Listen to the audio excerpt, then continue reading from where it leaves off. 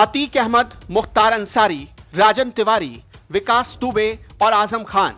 इन दिनों उत्तर प्रदेश के बाहुबलियों के सपने में आते हैं योगी आदित्यनाथ। योगी जी के नाम भर से ही इन बाहुबलियों की नींद गायब हो जाती है। योगी आदित्यनाथ से पंगा इन बाहुबलियों को महंगा पड़ा। योगी राज में कानून को चुनौती देने की मंशा मिट्टी में मिला दी गई।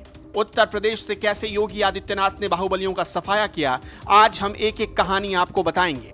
आपको समझाएंगे कि कैसे योगी आदित्यनाथ इनके सियासी रसूख और सामाजिक रसूख को खत्म करते जा रहे हैं। इस कहानी की शुरुआत इस तस्वीर के साथ। ये बाहुबली मुख्तार अंसारी की लंका थी, आलिशान महल जिसके कोने कोने संगमरमर से तराशे गए थे। महंगी महंगी मेहराबें लगाई गई थी, लेकिन 20 जेसीबी मशीनें लगाकर इस आलिशान बिल्डिंग को मिट्टी में मिला दिया गया।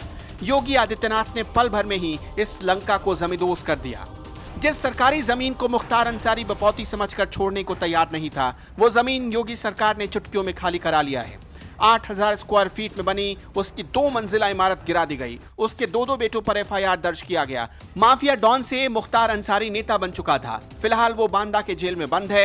मुख्तार पर बीजेपी विधायक कृष्णानंद राय की हत्या समेत कई संगीन आरोप लग चुके हैं। वो मऊ सीट से चुनाव भी लड़ चुका है। यही हाल अतीक अहमद का भी हुआ। योगी सरकार में अतीक अहमद की सारी हेकड़े निकल गई। योगी सरकार ने अतीक अहमद के 2 मकान और 35 करोड़ की संपत्ति को सीज कर लिया।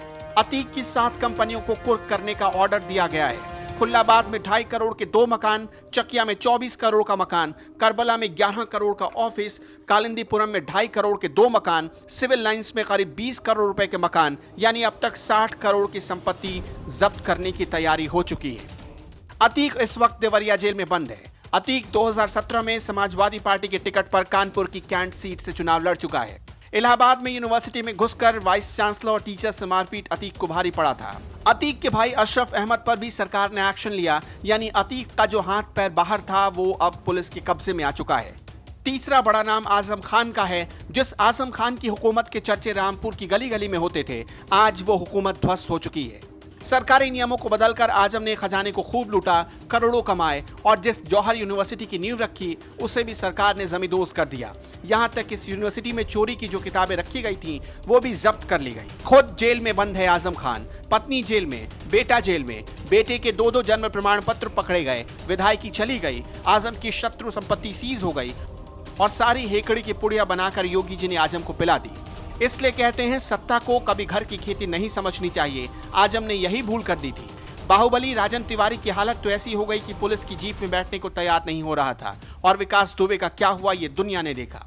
विकास दुबे उत्तर प्रदेश का सबसे बड़ा मोस्ट वांटेड बन गया था, जिस पर इनाम की राशि 5 लाख तक कर दी गई थी। योगी सरकार में पुलिस वालों से पंगा इतना महंगा पड़ा कि उसे दुनिया छोड़कर जाना पड़ा। इसलिए कहते हैं ये योगी राज है, सुधर जाओ या सुधार दिए जाओगे।